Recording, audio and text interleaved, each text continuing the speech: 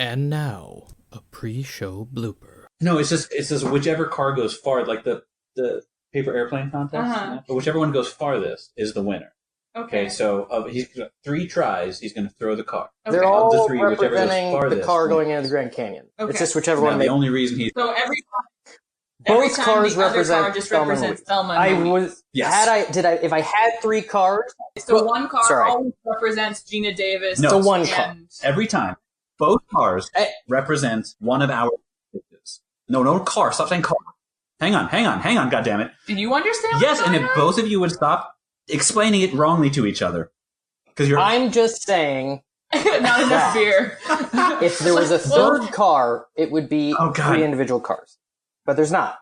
There's 2, and so I'm just pushing them both Okay. every time as a representative of one pitch at a time. Okay.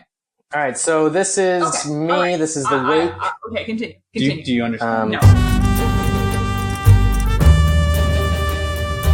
Continuing completed classics. Fulfilling failed franchises. Reinvigorating reviled rehashes. It's the follow-up showdown with Paul Getz, Travis McMaster, and Lauren Picorni. Hello and welcome, all you uppers and downers, to the follow-up showdown to Nerds in Quarantine, where we continue to give worthy second chapters to stories that don't have them. I am your first host, who has no business attempting what we're here for today, Paul Getz, and with me are my cohorts in said ludicrous task, Travis McMaster and Lauren Picorni. Howdy, y'all! Hi. Now, the aforementioned lunacy to which I refer is today's mission to sequelize the 1991 feminist classic, Thelma and Louise. Now, in case there's anyone out there that doesn't realize why this is such an insane task to take on, I'm going to roll us right into A Minute with McMaster. A minute with McMaster. Ooh. Travis, Get out of the way let early. me know when you're ready. Let's just, you know what? Let's just jump in. Let me just try this one. All right, and go. Thelma and Louise are both best friends impoverished in, I think, Texas or something? Arkansas, because of the license plate. Gina Davis is with a abusive husband, and Susan Sarandon wants to go on a trip with her for the weekend, so Gina Davis just leaves and leaves a note for her abusive husband, and he's not happy about it, and then they go. Because it's Gina Davis's first time out, she wants to stop at a bar. She does. A man sexually assaults her. Susan Sarandon stops it with a gun that Gina Davis brought for protection. And right as they're about to get away, Susan Sarandon, in a moment of angry passion, shoots him dead. Then they're just on the run for basically the rest of the movie. They pick up Brad Pitt, a charming hitchhiker. They meet up with Susan Sarandon's abusive ex to get some money to flee to Mexico. All the while, police officer Harvey Keitel is hot on their trail. Brad Pitt steals their money. They rob a store to get more money. They end up shooting a tanker truck full of oil and exploding it because a man had it coming. And then the cops basically run them down, and rather than be taken into prison, they drive off a cliff to the only form of freedom they believe is left of them. Okay, you went about 18 seconds over, but I needed you to finish the plot. I do have, 5 or 6 notes. Oh, okay, so I had time for a new segment. Paul's note. No, this is not a news segment. This is a usual. Most of my notes have to do with the term abusive, just for the sake of clarifying some things. Okay. One, Thelma's husband, played by Christopher McDonald, Daryl, is at the very least emotionally and verbally abusive. It's not said whether he's physically abusive, but he definitely cheats. We know those things, I guess. Sure, it doesn't seem like he is physically abused. It's just emotional, constant emotional and verbal abuse and controlling of her life and stuff. As for the sexual assault, I would, just to clarify, that the man is about to rape her. I mean, it is about to be a rape, so just to clarify that. Moving on to Louise is, I don't know, first of all, I don't know that he's an ex. I think he's her current boyfriend, and I don't know that he's abusive at all. I mean, I know he throws the table and he's got man anger or whatever that is, but I don't know that it's said that he's abusive. I mean, if it's coming at that point, one can easily infer, and just by history, that he's abusive. Yeah, when I say abusive, I guess I don't necessarily mean physical abuse, because maybe there's no evidence that he has done that, but first of all, lying to her about why that he's going to bring her money and then he doesn't. Well, he does. He does, he does, but he doesn't leave the envelope and leave her be. He shows up, tries to control her, win back, propose. Yeah. But he does, when she says she can't tell him what's going on, he flips out, throws a bottle of booze against the wall, throws a table, starts yelling and screaming. She tries to leave, he slams the door closed, won't let her leave. Yeah. Etc. And then immediately apologizes. I'm not saying, this is an interesting point of conversation to get into, because that character in particular is close to a decent example of a man. I would say Harvey Keitel is the only good example of a man in the movie. Yeah. Fully good. But Jimmy, I kind of feel like they want you to like Jimmy for the most part. Well, that's almost definitely why they cast good guy Michael Madsen. I don't think we're supposed to charming. I don't think we're supposed to like any man in this movie. I think that's the point. I don't know that there's a lot to not like about Harvey Keitel, because his Hal, the cop who's on their tail, he's more of like a nurturing father figure. Yeah. So yeah, besides Harvey Keitel, all the men in the film are pretty awful. Yeah, okay, I don't know. I'm not fully sold against Madsen overall. I think he's more of a tragic figure. I'm going to fight you on this, Paul. Okay, well, we'll get back to it. We'll get back into it. But the last note I had is just that it's not a cliff. It is a cliff, but it's the Grand Canyon. They drive into the Grand Canyon, and I think that's important. Oh, very Hank Hill note, but it's the ultimate cliffhanger. Am I right? Because the movie ends on a cliffhanger. I guess. I mean, I think it's pretty apparent. Yeah, Thelma Louise opens with that same footage, but then we insert a shot of both of them jumping out and rolling to safety. That is sort of why I wanted to do this, because it's such an impossible thing to do when both your lead characters die in such a iconic, amazing way at the end of the film. But I guess one of few ways you can do that is they don't somehow. So we'll see. We'll see what's what. I may have cheated. We'll see. Okay, that's interesting. All right, so getting into this movie, I frickin' love it. Was this your first time, Paul?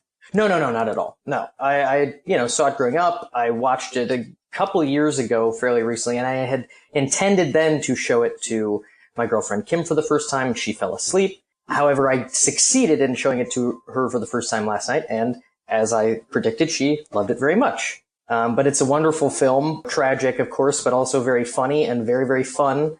And I feel like everybody, performance-wise, kills it in this movie. This time watching it hit pretty hard, and it's very, very good. But oh my god, so exhausting. I remember the beats enough to be like, oh god, these women just can't catch a damn break. The second it starts, I went, oh, that's right. This is just a movie where horrible things happen to two people I like. And then they die. Yeah. Spoilers. Well, it's interesting. Okay, well, first of all, to address the spoilers of it all, well, before I saw this movie, I knew that ending. Or at least I knew that visual of the two best friends. Yeah, Wayne's World 2, specifically. But I think it had been parodied in other things as well. I think it is one of those things like Luke, I Am Your Father, where it's such an iconic thing in and of itself that it's kind of hard to see it with fresh eyes. Kim also knew about it. Okay. But she had forgotten about it until they got to the Grand Canyon, and then was like, "Oh yeah, bummer." Yeah. I don't know why this isn't a fact that is just in my head. I was shocked to see the opening credit directed by Ridley Scott. Me too. Yeah. Yes. Well, okay. So this is a good transition to get into the behind the scenes of it all. The writer of this movie is a badass. Her name's Callie Corey. This is her first screenplay. She won the Oscar for it for Best Original Screenplay. She also wrote Something to Talk About. She wrote and directed The Divine Secrets of the Ya-Ya Sisterhood, another feminist classic. I've never seen it. I've seen bits of it, but not all of it. She also created the television show Nashville. She directed a made-for-TV movie called Patsy and Loretta about the friendship between Patsy Cline and Loretta Lynn, famous country singers.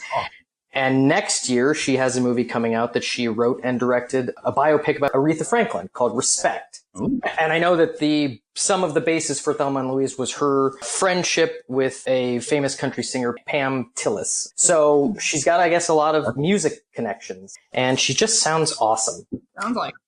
Her original intention was to direct this movie as well on a low budget with sort of a documentary feel. But after shopping it around and finding no takers, she showed the script to her friend Mimi Polk Gitlin, who ran Ridley Scott's production company at the time, who showed it to Ridley Scott, and he expressed great enthusiasm for the project. I don't know if this is an ignorant thing to say, but I felt like it would have been less surprising if it was a Tony Scott movie. I felt like this would have been more in his... I think it would have been faster if it was a Tony Scott movie, which I think the pacing of this movie is pretty great. I like the more laid-back pace. Oh. Yeah. This movie is nearly perfect. Almost no notes. Yeah. No notes for Ridley. Almost no. Almost no. Yeah. There's Interesting. one shot I would have held in a wide shot instead of pushing in, but... Which shot?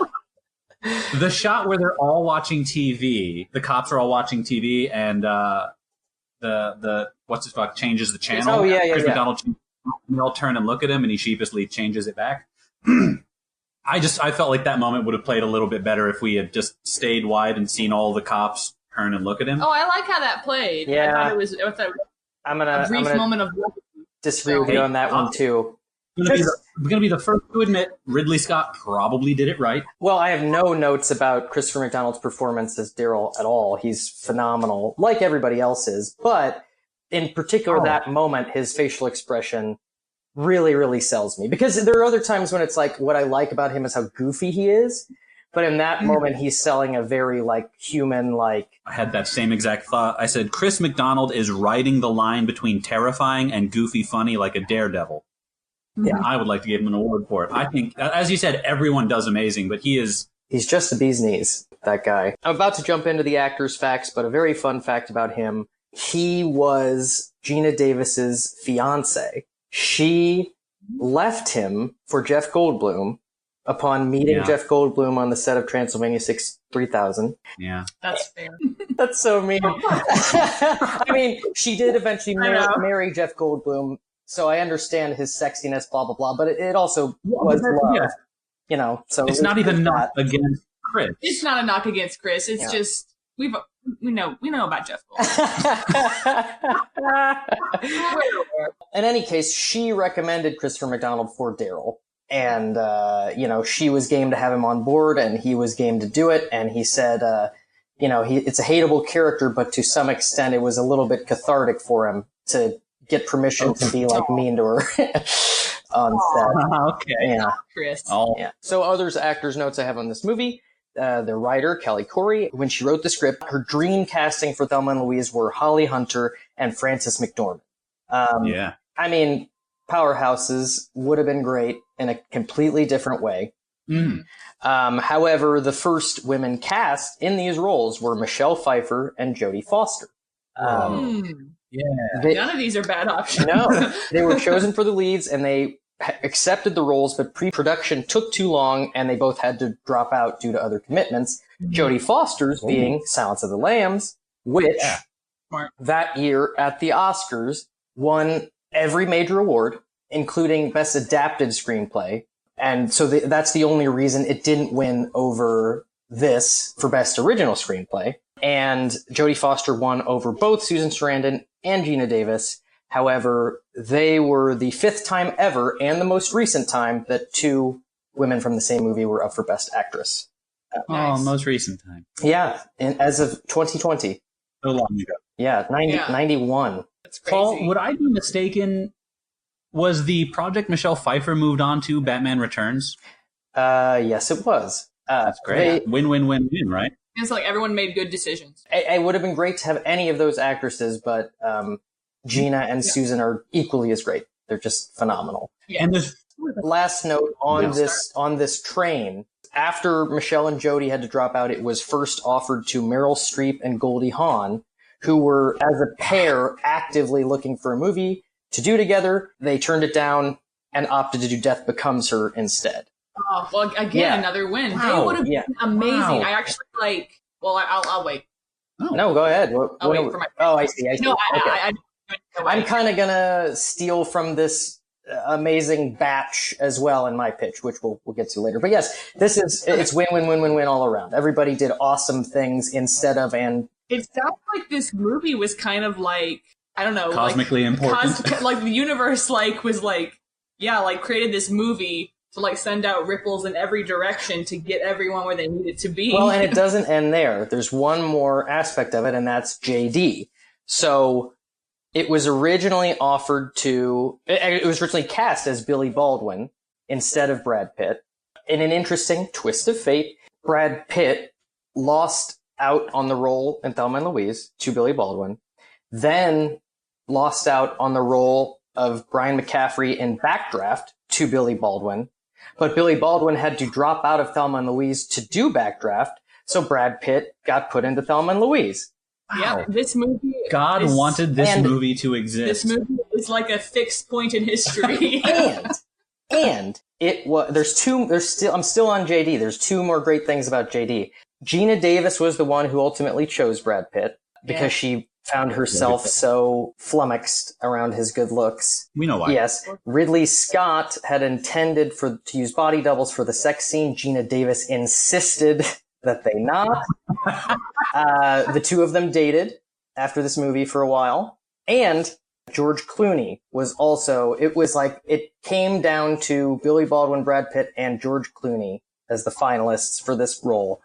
George Clooney auditioned 5 times, ultimately lost out, and then apparently years later ran into Gina Davis on a flight and was like, "Hey, remember when I auditioned for Thelma and Louise?" And she said no.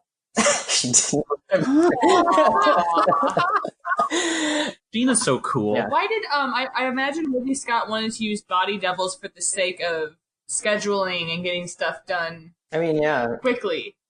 Because I can't imagine any other reason. I mean, he would maybe look it's at those just two not- bodies. And Oh. I don't think it was a rejection of the bodies. That's something they do more for, like, if an Comfort actor's level Not comfort. type of thing, yeah. yeah. It's so hard to picture Clooney instead of Pitt here. It's such a different vibe. He would be like, I don't know, he'd be more reminiscent of like a beat poet. I doubt hitchhiking. he would have been shirtless, for one. You hear that, Clooney? Paul's coming for you. Have you ever seen him shirtless? Right? No. I mean, I don't think he's No. ashamed. I think he's more of like a Cary Grant or Sinatra type of man where it's like he's sexy without needing the chisel. But JD, the chisel helps. That's all I'm saying. Doesn't hurt. Yeah. Lauren was just saying, like, I really don't think that she was having a little bit of trouble believing that, like, Gina Davis, that character, would, like, invite the hitchhiker into the car and say, like, let's give him a ride. And I just kept obnoxiously going, like, no, it's not a hitchhiker. It's 1991 Brad Pitt. Right. 1991 Brad Pitt gets to go in the car. Thelma is particularly, like, naive, and has never had any fun in her life. Yeah. I was just projecting because I can't imagine the amount of debilitating stress they'd be feeling. I mean, that situation, I would just like, I probably wouldn't even see him. I'd be like, hey, no. Yeah, that's true. Plus, right. she had almost, at that point, she's not so much in trouble, but she had almost been raped. Right. So that might have factored in. Yeah. It is young Brad Pitt, though. I guess that's what you're selling on. Is look at this guy.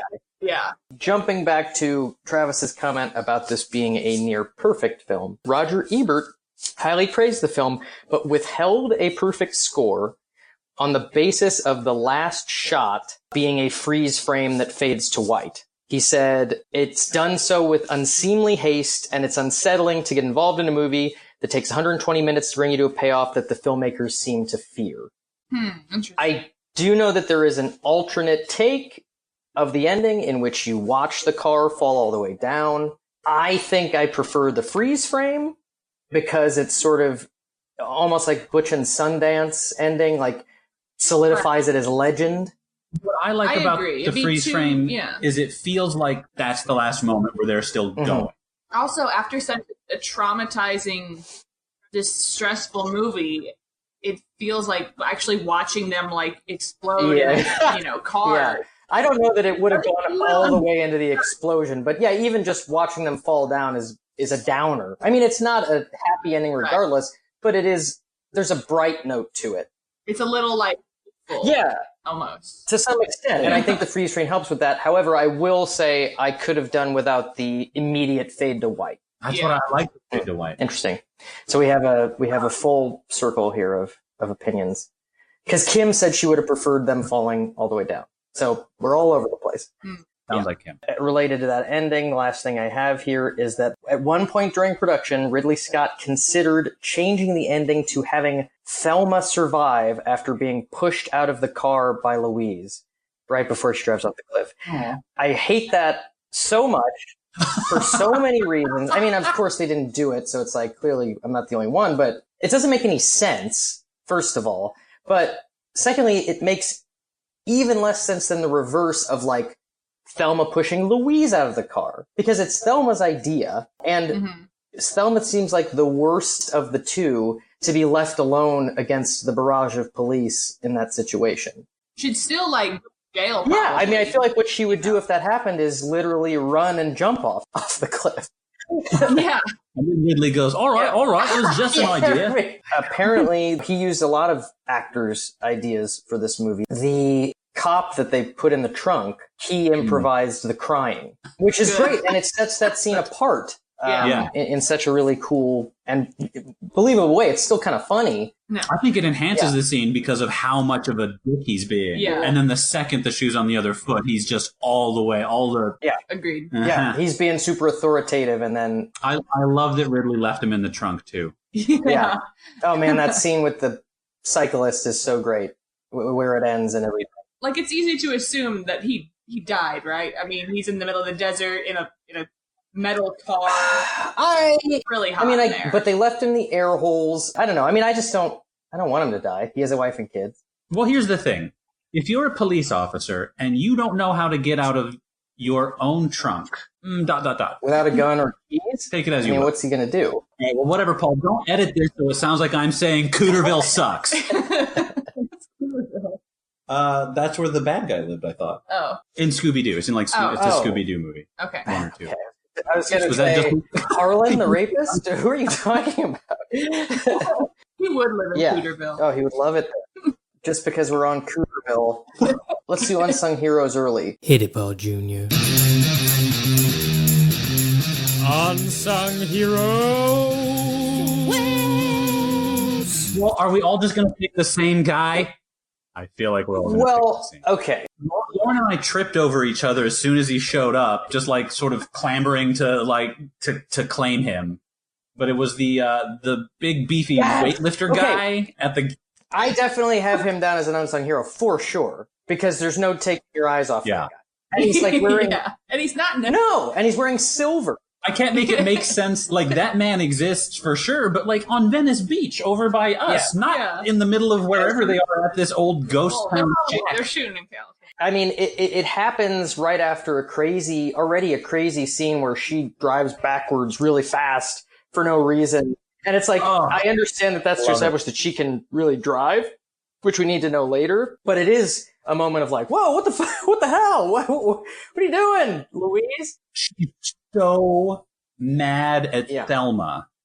And she can't get mad at Thelma because Thelma's like a little precious baby and she has to take care of her. But she, like, even before she gets in, she just goes, Thelma. And then just races backwards because she can't yell at Gina. Yeah, no, for sure. There's a lot of that in the movie, which is nice. I mean, they're each other's rock. Yeah. In it together with each other more than anybody else. Everybody else is against them to some extent. So it's like, speaking of which, Harvey Keitel running after them when they drive off into the Grand Canyon, I do kind of make use of it in my pitch, but at the same time, it's so, they've never seen him or met him. I know they've talked to him on the phone and stuff, But like, to some extent, I wanted there to be a comedic beat of them seeing him in the rearview mirror and being like, who's he? Who's that guy? Yeah. One of them chasing us. Who's this asshole? But it's just so silly. Or do you want like the reverse? Maybe we get a close-up of Harvey unsuccessfully shouting over the roar of everything, just going, "It's me! It's me from the phone!" Wait, he doesn't have a southern accent. No.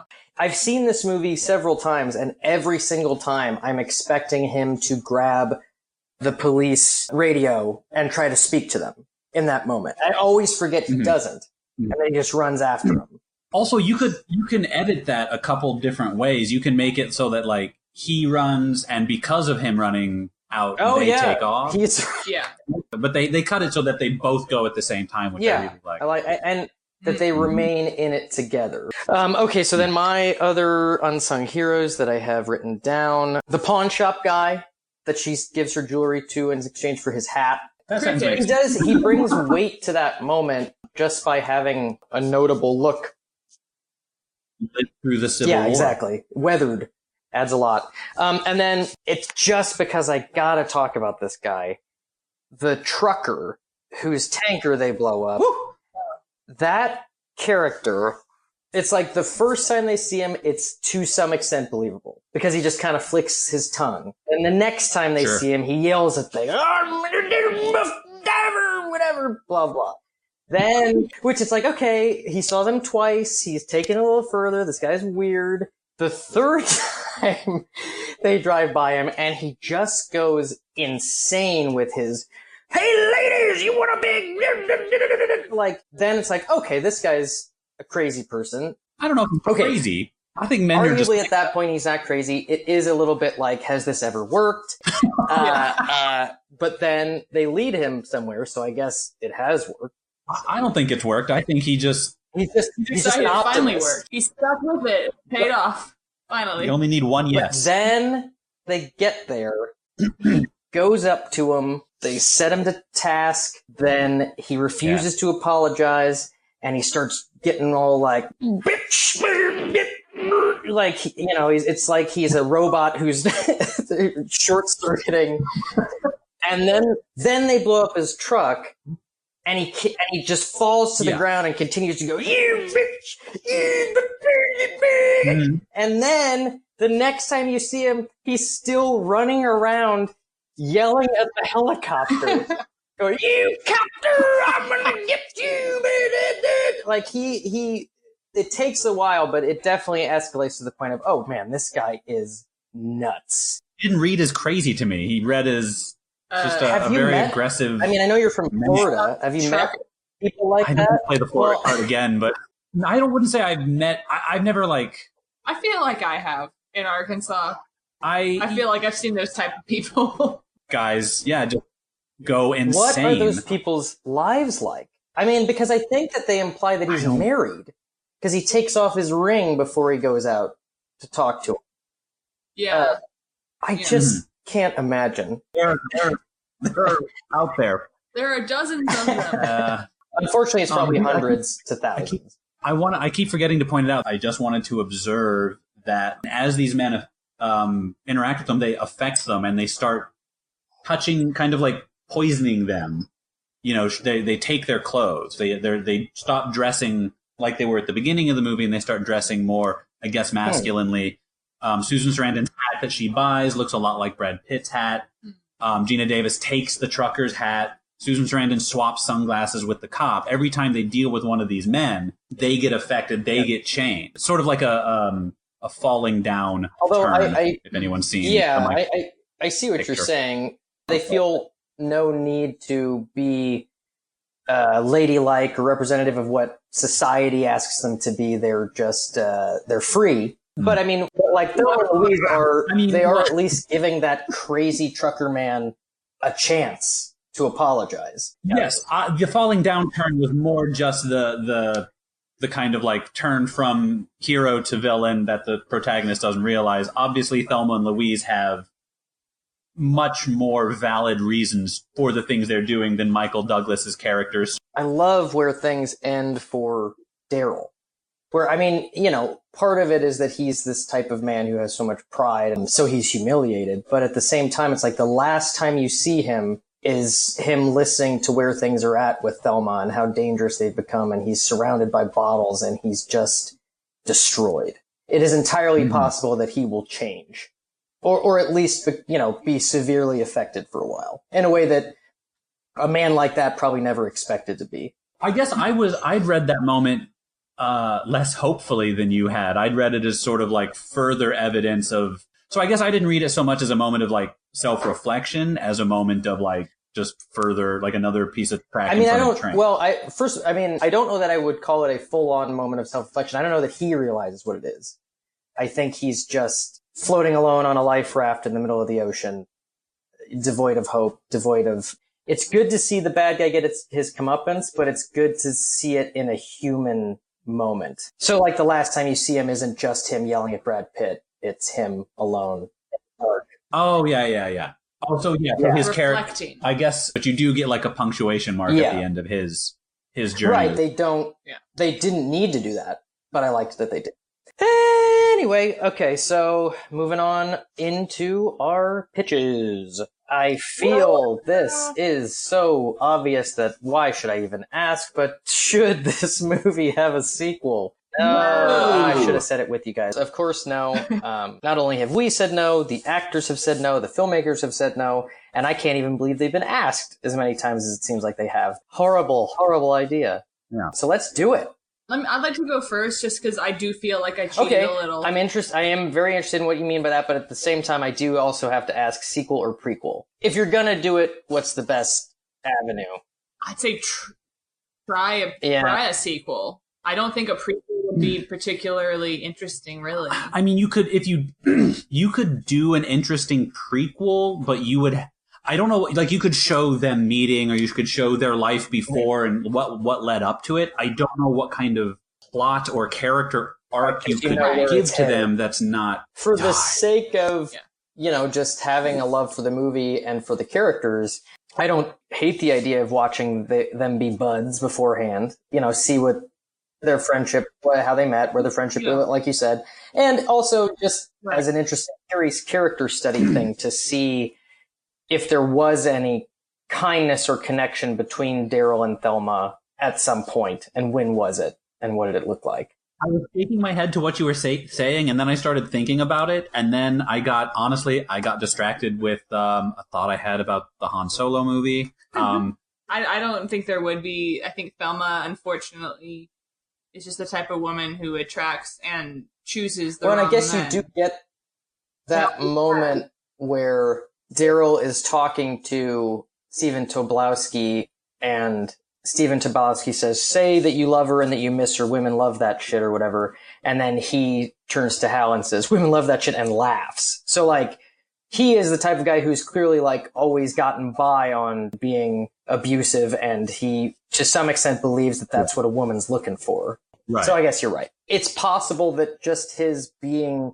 attracted to her and choosing her, maybe there was a moment where he tried to be charming.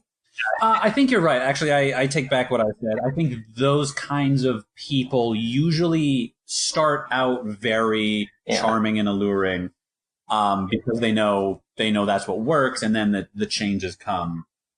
Yeah. And I suppose the reason I wasn't just like being a Star Wars nerd, the reason I was thinking about the Han Solo movie is that everyone's big gripe with that was that Han Solo's character arc happens in Star Wars. What are you going to do with him in Solo? And the answer was just make a really fun, cool movie that I like. So you could do that with Thelma and Louise, except instead of space monsters, it's like domestic abuse and alcoholism, so it's less fun, but probably cool. You have to sort of set up for where it's going. So I think you could. There's a lot to explore there. I just think, with knowing what's going on. Yeah, I mean, I feel like the ending would have to be them meeting just for this. Like, maybe the movie is about how lost they are without each other. And then the surge of hope they get is Thelma and Louise finding each other. Okay, so then, let's get into the pitches. I've put it off long enough. And Lauren, we've prefaced, you cheated. Can't wait to see it. You said Jimmy was going to get out of town and for once just really let our hair down. Well, darling, look out, because my hair is coming down. So I cheated in the sense that I was pretty overwhelmed by how much they nailed this movie. Mm-hmm. This is like an impossible task. You're backed into such a corner with this one. Yeah.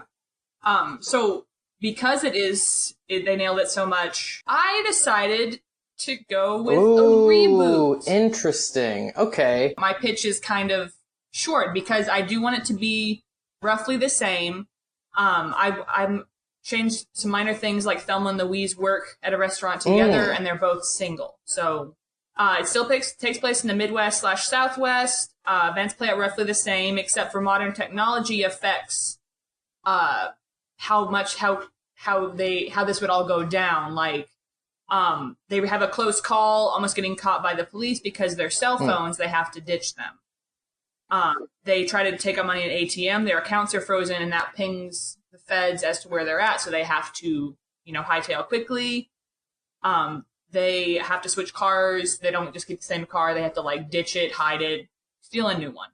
Anyway, where I was hoping to, make up for my, perhaps, cheatiness is by Okay, yes, I can't really wait well. for this. Okay, for Thelma? Tessa Thompson. Killer.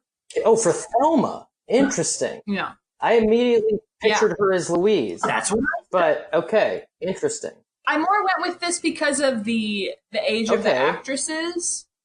Because for Louise, I went with Zoe Saldana, who is a little older. They would and a little more be cool very and good stoic. together. It would be a new exploration. It would new issues would arise. You wouldn't necessarily have to call it a reboot. It could be a spiritual sequel. If they're not named Thelma and Louise, it's technically a different story. they could know about that story. Remember 20 years ago when those two ladies, that's true, etc. I did plan my casting and stuff around okay, sure, the same story, the same beats. Anyway, for Detective Hal, I have Oscar Isaac. Great. Yeah, killer. You would nail it. JD, I struggled with, It was tough. but I landed on, and I quite happily. Zac Efron. Ooh, all right. So that's what I got. I know it's kind of cheating. I was very intimidated. No, I mean, that sounds like a movie I would be Yeah. stoked to go see. Yeah, it would just be called Thelma and Louise 2020 or Yeah, I whatever. think just Thelma and Louise. I feel like one thing that would need to change just for the sake of not repeating it because it's such a specific thing in the first one is, and because of technology and how much more difficult it would be for them to be on the run at all, I feel like you couldn't have that plot point that Louise doesn't want to drive through Texas. Because it's so frustrating in and of itself in the original, even though it makes sense and is related to an important plot point, but it's like something like that would just be so impossible to navigate in a modern thing, I think. Right. And that I could live with that. Like maybe they try to do it, but finally Thelma's just like, come on, man, let's just do it. And she's like, fine, but she's like really upset the whole time, and maybe she finally tells her. Okay, so do you want to go or shall I? Sure, you want to finish this off? I'll finish this off. Okay, so my pitch. You know what happens?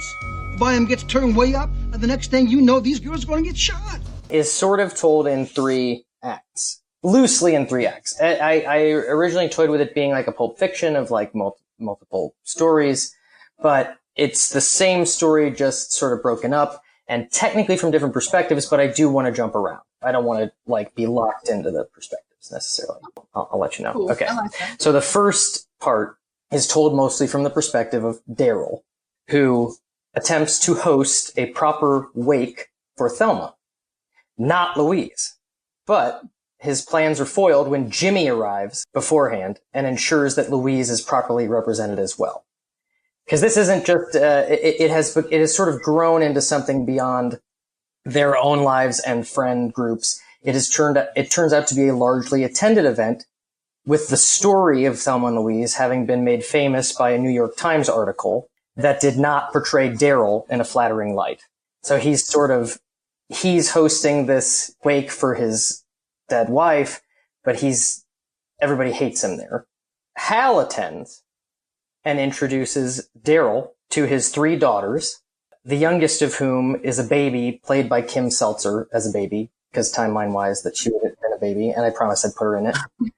And I also just love the idea of him having daughters, because it really, I think, adds to where he's coming from.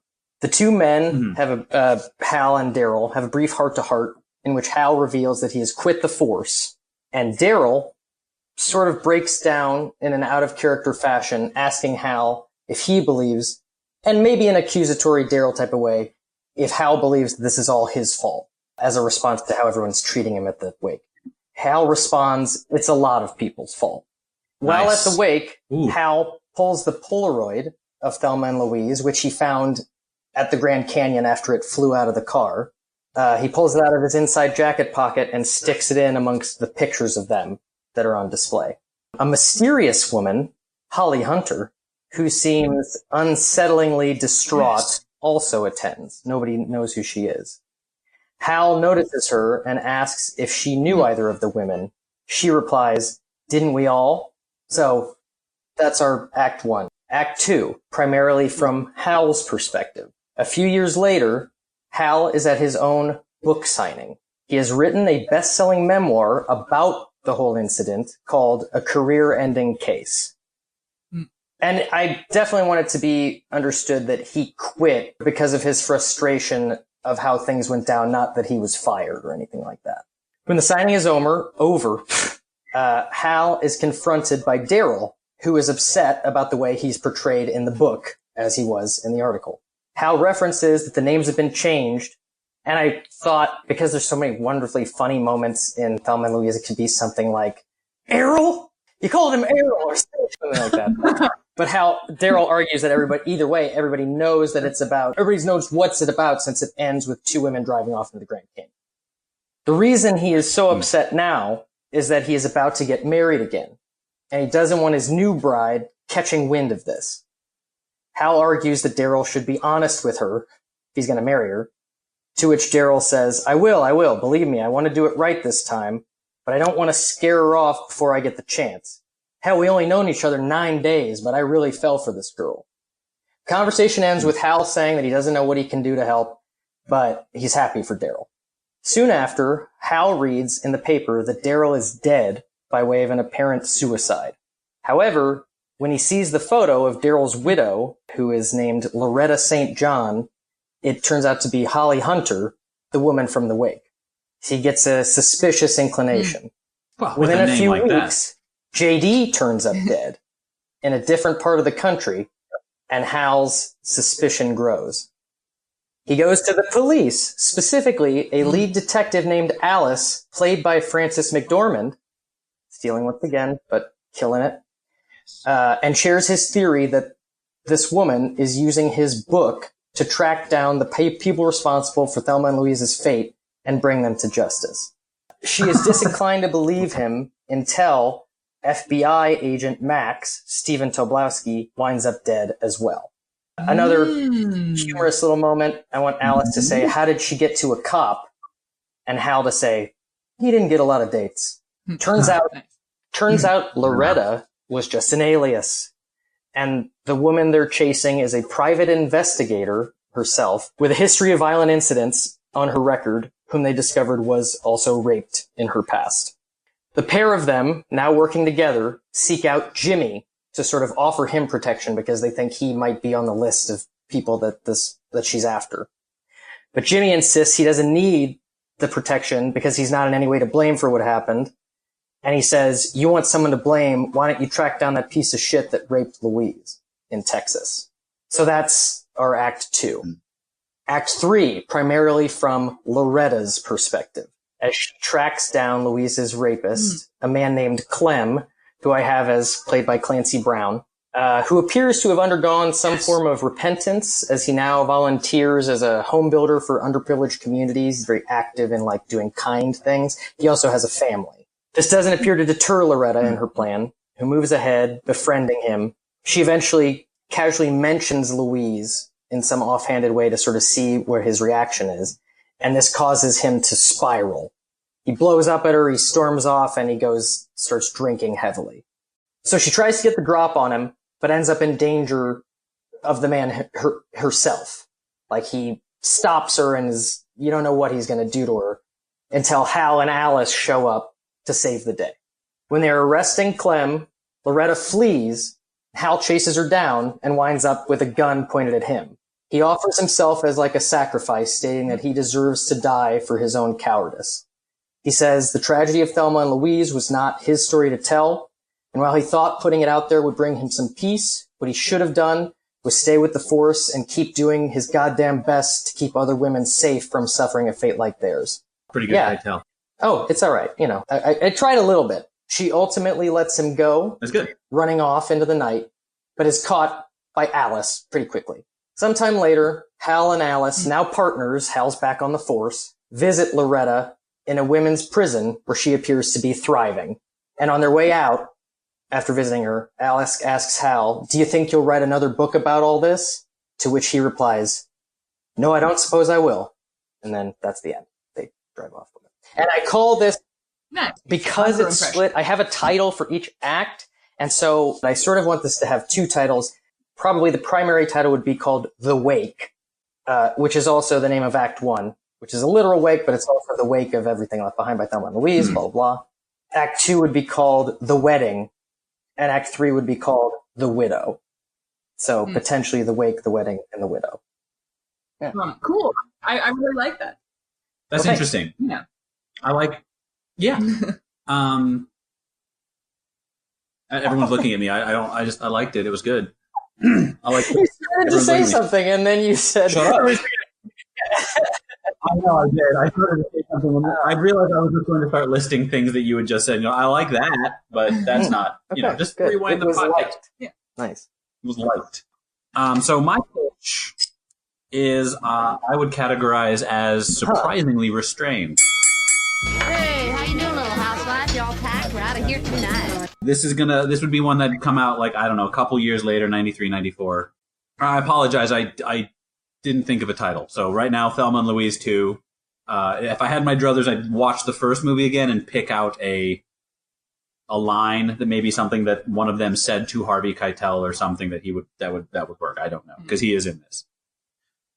So the movie opens with the car landing on the other side. I'm just kidding. I would never. No, sadly they are very dead. I'm just going to read what I wrote. I think I wrote it pretty good. After Thelma and Louise's spree and suicide, their story becomes national news, then a national legend. Here I'm kind of totally Bonnie and Clyde. Yeah. Women everywhere follow in their footsteps for better or for worse, ranging from organizing women's groups to also murdering their abusive partners. It's a full-on movement. Overwhelmed with guilt, anger, and sadness, Harvey Keitel decides to help one young woman, bending, then breaking the law to do it. He ultimately leaves the Force to do actual good for his community with a women's shelter. Now, though that's just the overall logline. The actual woman in play here, who I didn't think to give a character name to for some reason, so it's just Selma Hayek. Selma and Louise. I didn't know what you meant. I hope that's the name. And she's just going by her first name in the movie.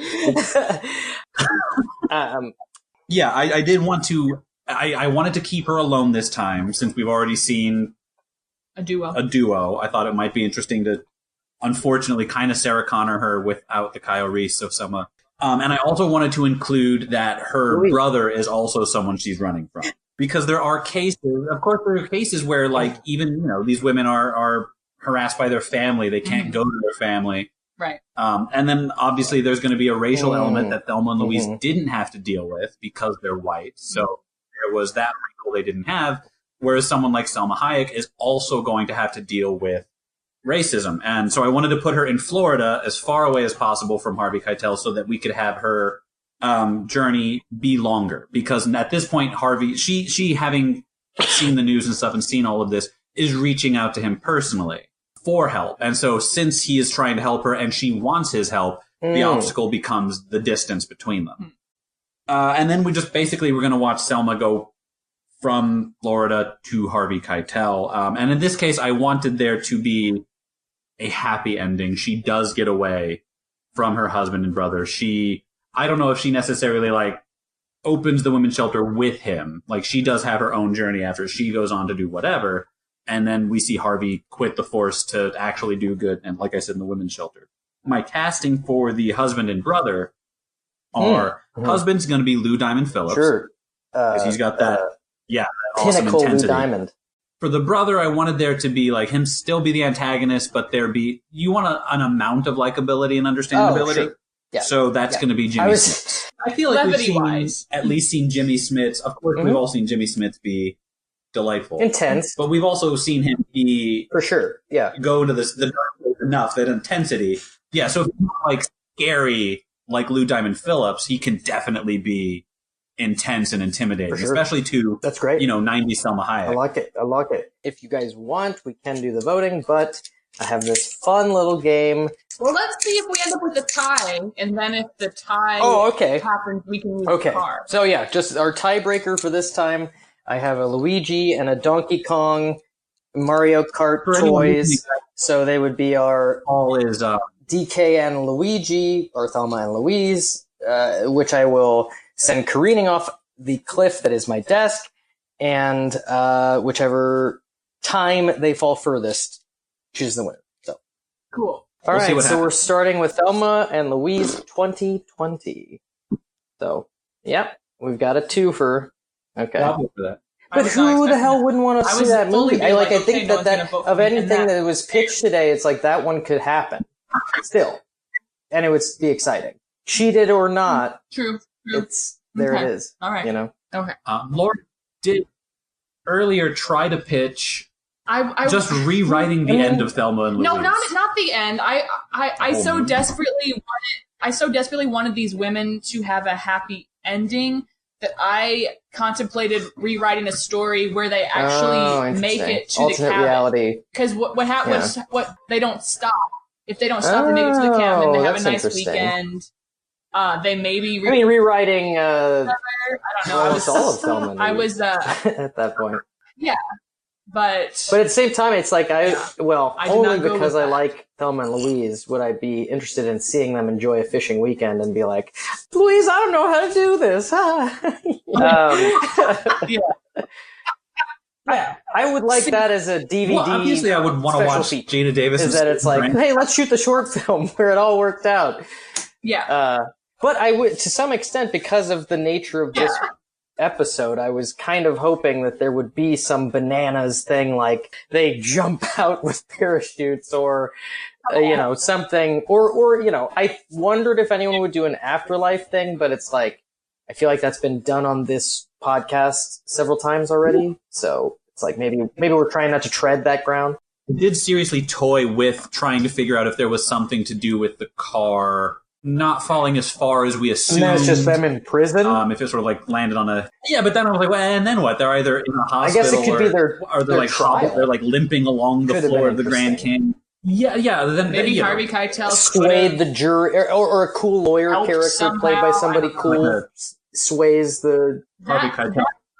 Said, I do appreciate the helplessness of the situation as a means of like holding a mirror up to society. Yeah. Because they're right. Like so many women are like they either don't their rapist either gets off because they're not believed, or they don't say anything because they know they won't be believed, or they don't think they'll be believed. So I appreciate the gravity. I'm always all for seeing like a woman go on a righteous rampage, or like a revenge rampage. All right, well, with my confidence boosted a little bit more, let's go ahead and tally our votes for The Wake, aka The Wake, The Wedding, and The Widow. Oh! 0 votes. Devastated. Just kidding. Okay, so we have a tie already, so we're going to do the car thing. No, we both vote. Let's vote for Thelma and Louise. That's not what it's called. 2 votes. All right, so 3-way tie. So, Mario Kart. Right, okay, so trying to get it by the mic so you can hear it roll. Okay, DK and Luigi for Thelma and Louise 2020. I like Louise. Thelma and Louise. Donkey and Louise. From Neighbors. Okay. That's it pretty well. Went pretty far. Great radio. All right, so this is me. Right. This is The Wake. Okay, continue. Do you understand? No. And I'm not going to put any mustard on it, I promise. Yeah. Okay, so yours is winning. Whoever car goes farthest wins. Yeah. Only reason that there are two is However, because yes. there were two women. I'm working with what I moving have. car. That I was understand. how that became. Okay. All right. You're and now, doing fine. I just needed to untangle a because couple there's no conversation better marks. title than Thelma and Louise for it. Because Travis is taking a nap. There's almost Selma no way. and Louise. No. Okay, Lauren wins. Ladies and gentlemen, well, thank you all for your cooperation. Now stay down on the floor till I'm gone. Have a good day. Killing it this Always season. wins. Which stands to reason. Fate said reboot. That's true. That's Yeah, true. that's great. That's a good point. We don't need a sequel anyway. Let's do a reboot. The universe wants. So do Krista I. Thompson So does everyone. and Zoe Saldana. I mean, well, maybe not everyone, not idiots, I guess, but the rest of us. yes, the sane population. If you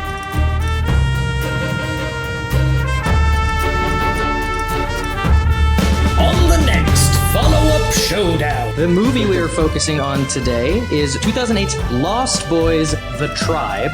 We have a guest, Judge Brooks Hall. I'm a huge Lost Boys fan. You know, the lights are out, we're watching, and I'm 12, and I hear motorcycles down my street, and I literally ruin my underwear.